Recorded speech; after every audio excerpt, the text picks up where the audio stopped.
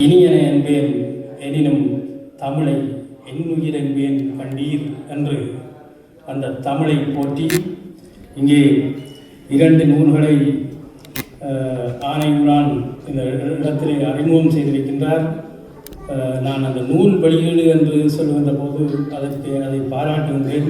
ஏனென்று சொன்னால் இலக்கியங்கள் காலத்தால் அழியாதவை. இலக்கியங்கள் காலம் கடந்தும் மனித சமூகத்துக்கு ஒரு சிந்தனை வழியை திறந்துவிடக்கூடிய அளவுக்கு சக்தி வாய்ந்தவையாக இருந்திருக்கின்றது என்பதை நாங்கள் கண்டிருக்கின்றோம். பலவற்றை படிக்கின்ற போதும் இந்த இலத்திரனியல் ஊடகங்களுக்குள்ளால் வரும் செய்திகளை பார்த்தீர்கள் என்று சொன்னால் வேகமாக பரவிவிடும். இப்போ வாகீசனுடைய வண்ணமையில் என் தங்க வடிவேலன் என்ற பாடல் சக்கை போடு போட்டு கொண்டிருக்கிறது என்று சொல்லலாம். அவ்வளவு தூரம் பரவி இருக்கின்றது. அதைத் தொடர்ந்து கொஞ்சம் கொச்சை தமிழில் தான் ஒரு சிங்களமும் கலந்து மற்ற கீழேப்பா தமிழ், மற்ற கீழேப்பா பொல், காதல் செய்யுங்கன்னு போட்டு இங்கே வாருங்கன்னு கேட்குற அந்த தொடர் இப்போ கூடுதலாக பரவிக்கொண்டிருக்கு. ஆனால் இது இந்த தொழில்நுட்ப சாதனங்களினுடைய வருகைக்கு பிறகு இருக்கக்கூடிய ஒரு பாய்ச்சல். ஆனால் இலக்கியம் என்பது சாதாரணமானதல்ல.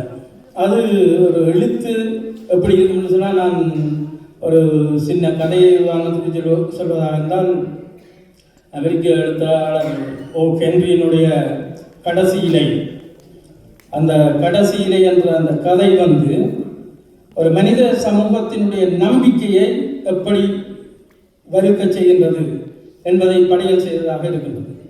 ஒரு மருத்துவமனையிலே இருந்து கொண்டு ஒரு மரத்தை பார்த்து கொண்டிருக்கின்றார் ஒரு நோயாளி.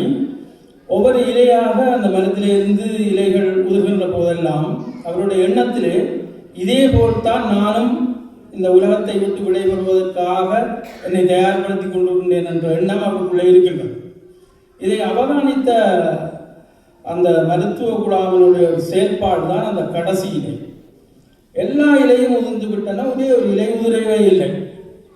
அப்போ என்னென்னு பார்த்தால் அது அவர்கள் கொண்டு போய் வைத்த பிளாஸ்டிக்கால் செய்யப்பட்ட இலை. அது உதிரவில்லை என்ற பின்னர் தான் தானும் பிழைத்து விடுவேன் என்ற நம்பிக்கையாக அவருக்கு வருகிறது.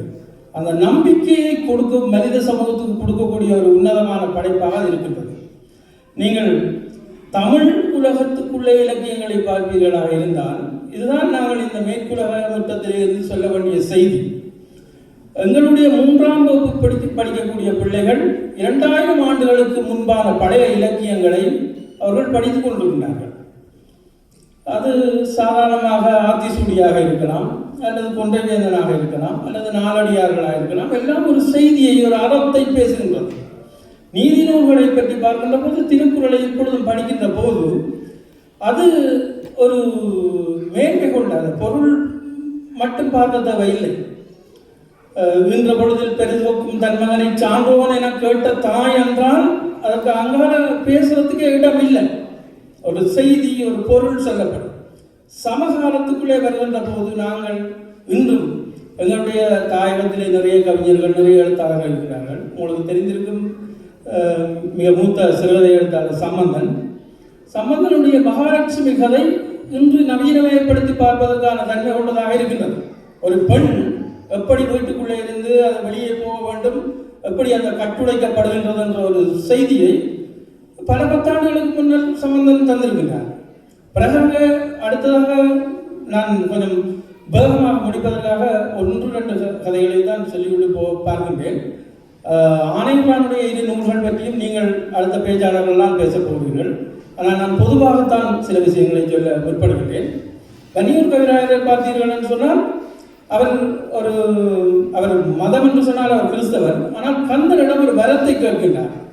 எனக்கு அதுதான் சொல்லி நிறைய ஒரு காணி நிலம் வேண்டும் என்று பாரதி கேட்டது போல வன்னியூர் கவிராயர் ஒரு உன்னதமான கவிஞர். ஒரு ஈழத்திலே சித்திர கவியினங்களை படைத்து நாகபந்தம், தீப்பந்தம், நீரோட்டம் என்று சித்திர கவியினங்களை தந்த ஒரு உன்னதமான கவிஞர். அந்த கவிஞருடைய அந்த கந்தனிடம் கேட்கும் வரம் நீ என்னத்தை தராவிட்டாலும் பரவாயில்லை, தமிழ் ஈழத்திலே தமிழ் அரியணை ஏற வேண்டும், அதை தான் என்று கேட்கின்றார். எப்ப? அது 50ஆம் ஆண்டு கால பகுதியில். இப்ப இல்லை, அவர் 78ஆம் ஆண்டு இந்த உலகத்தை விட்டே போய்விட்டார். ஆனால் அவர் கேட்ட கேள்வி அதே மாதிரி அந்த கவிதை மட்டுமல்ல, அவருடைய சவால் என்ற ஒரு சிறுகதை, ஒரு நாய்களை குறியீடாக வைத்து மனிதர்களுக்கு பாடம் போட்டும் கதையை இன்றும் அதை படிக்கின்ற போது நான் எப்படி சொல்வேன் சொன்னால், பொதுவாக மொழியியலாளர்கள் அல்லது சிந்தனையாளர்கள் சொல்வது போல நூல்களை குனிந்திருந்து படித்துக் கொண்டிருக்கும் எல்லோரும் தலை நிமிர்ந்து வாழ்வார்கள். நூல்களை மேலிருந்து கீழாக படித்துக் கொண்டிருப்பவர்கள் அவர்கள் மேலே உயர்ந்து வருவார்கள் என்பதற்காக நூல்கள் பெரிய உன்னதமான படைப்பாக இருக்கின்றது. என்னை பொறுத்தளவில் வாசிப்பு என்பது என்ன? உங்களுடைய மூளையை விரைப்புத்தன்மையிலிருந்து கலட்டி விடுவதாகத்தான் இருக்கின்றது வாசிப்பு என்பது. அந்த வாசிக்கின்ற போது அது ஒரு மிக உன்னதமான ஒரு வேலையை உங்களுடைய உடல் அமைப்புகளை செயல்படுத்தி கொண்டிருக்கிறது. அந்த சிந்தனையை சிதறடிப்பதற்காக இருக்கக்கூடிய பொருட்களுக்குள்ளங்களை செலவு செய்வோமாக இருந்தால் நாங்கள் மலினப்பட்டவர்களாக விடுவோம். எனவே நூல்கள் கொண்டாடப்பட வேண்டியவையாக இருக்கின்றது. இதற்கு சக்தி மிக்கவர்கள் ஆதரவு கொடுக்க வேண்டும். அதே நேரத்தில் மக்கள் அதை பெற்றோர் குறிப்பாக வாசிப்பு பழக்கத்தை ஊக்குவிப்பதற்காக நூல்களை பெற்று அவர்கள் பிள்ளைகளின் கண்முன்னே வாசிக்க வேண்டும். எங்களுடைய வீடுகளில் இருக்கக்கூடிய பெட்டகங்களுக்குள்ளே அழகு சாதன பொருட்களும் இந்த வடிவான கிளாசுகள், இந்த கப்பன் சோசர்கள் எல்லாம் அணிந்து வைக்கிற ஒரு பண்பு இருக்கின்றது. அதை வைத்திருங்கள், வேணாமல் சொல்லவில்லை, அது ஒரு அழகுதான். ஆனால் ஒரு புத்தக அலமாரியையும் உங்கள் வரவேற்பறைக்குள் வைத்திருங்கள் என்றுதான் நான் எங்கு போனாலும் சொல்வது வழக்கம். பரிசு கொடுப்பதும் புத்தகங்களை கொடுங்கள் என்று. அந்த நம்பிக்கையை தரவில்லை என்று சொன்னால் நாங்கள் எப்படி இருப்போம் என்பது மிகவும் கேள்விக்குட்பட்டே இருக்கும். நான் ஒன்றை மட்டும் கூறிக்கொண்டு முடிக்கின்றேன். கவிஞர்கள் இன்றும் சிறுநன்று மணல் மீது படமொன்று கீறுமென்று உருத்திரமூர்த்தியை நினைக்கின்றோம். வள்ளிப்பலி மலை மீது லாவோம் என்று சொன்ன பாரதி, சந்திர மண்டலத்தியல் கண்டு தெளிவோம், சந்தி தெருப்பெருக்கும் சாத்திரம் கற்போம், காஞ்சியில் பேசும் முறைதனை காசியில் கேட்பதற்கு ஒரு கருவி செய்வோம் என்றெல்லாம். இது யார் சொன்னது? ஒரு கவிஞன். ஆனால் எங்கு அது நிலை பெற்று நின்றது? பின்னர் அதெல்லாம் நடந்தது. இன்றைக்கு அண்ணாதுரை தலைமையில சந்திரன் ஆய்வு செய்வதற்கு இன்றைக்கு போறார்கள். அங்க நீர் இருக்கா என்ன இருக்கான்னு ஆய்வு செய்கிறார்கள். அதை விடவும் இந்த உலகம் அங்க சந்திர மண்டலத்தில் இருந்து ஒரு கனிம பொருட்களை கொண்டு வரதுக்காக வேலை செய்து. இது எப்ப பாரதி இதெல்லாம் இந்த உலகமே நினைத்து பார்க்க முடியாத ஒரு சூழ்நிலையில் பாரதி பாடி வைக்கிறார். அது இப்ப நடக்குது. இதுதான் அந்த எழுத்துக்கும் அந்த கவிதைக்கும் அந்த சிந்தனைக்கும் இருக்கக்கூடிய அந்த படையலின் ஊடாக எங்களுக்கு கிடைக்கக்கூடிய ஒரு உணவாக, சிந்தனைக்கு ஏற்ற உணவாக அதை கொள்ளலாம் என்று நான் நினைக்கிறேன். இன்று எல்லோருடைய கைகளிலும் கைத்தொலைபேசி இருக்கின்றது. இதை செய்வதற்காக ஒரு கனிம பொருள் வேண்டும். இது ஆப்பிரிக்க நாடுகளிலும் தான் எடுக்கப்படுகின்றது. குறிப்பாக கொங்கோ போன்ற நாடுகளில் அங்கே அந்த கனிம பொருட்களை எடுப்பதற்காகவே உள்ளூரில் இரத்தம் சிந்த வைக்கப்படுகிறது. அதன் மூலம் அதை மழுங்கடி, அவர்களுடைய சிந்தனை மழுங்கடித்துத்தான் அந்த பொருளை வெளியே கொண்டு வருகிறார்கள். கொண்டு வந்து அது இல்லாட்டி ஒருவரும் இந்த கைத்தொலைபேசியை பாவிக்கவே முடியாது. இந்த நவீன ஊடகங்கள் கையில் இருக்கவே முடியாது. அந்த இரத்தம் தோய்ந்த அந்த கனிம பொருளை தான் நாங்கள் வைத்திருக்கிறோம். இது முடிய போகும். அப்ப எங்கே இருந்து கொண்டு வாருங்கள்? சந்திர மண்டலத்திலிருந்து கொண்டலாமான்னு யோசிக்கிறார்கள். அப்போ எவ்வளவு விலை உயர்ந்த பொருளாக நாங்கள் இந்த கையில வைத்திருக்கிறோம் என்ற நாங்கள் நினைத்து பார்த்தால் பெரிய ஆச்சரியமான விஷயமா இருக்கும். அதற்கு பின்னால் இப்படி ஒரு அரசியல் எல்லாம் இருக்கின்றது. இதை எல்லாத்தையும் நல்ல முறையில் வெளிப்படுத்தக்கூடிய ஒரே பொருள் புத்தகம் தான். எனவே அந்த புத்தகத்துக்குள்ளால் வரக்கூடியவற்றை எல்லாம் நாங்கள் பெறுகின்ற போது நிறைய பயனை அடைவோம். எனக்கு இன்னும் உங்களோடு உரையாடத்தான் விருப்பம்.